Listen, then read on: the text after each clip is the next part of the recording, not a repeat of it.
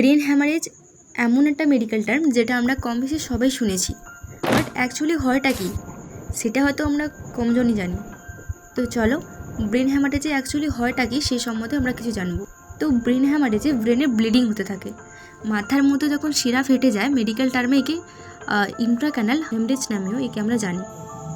তো ব্রেনে যখন শিরা ফেটে যায় তখন ব্রেনে অক্সিজেনের দরকার পড়ে, তখন কী হয় বাকি সেলগুলো মরে যেতে থাকে এবং তার সঙ্গে কী হয় শরীরের সমস্ত গতিবিদ্যাকেই ওর এফেক্ট পড়ে।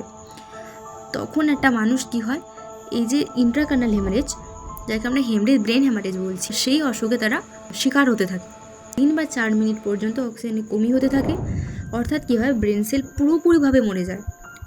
নার্ভ সেল এবং এর দ্বারা যে কন্ট্রোল অ্যাকশনস সেগুলো কিন্তু ড্যামেজ হতে থাকে।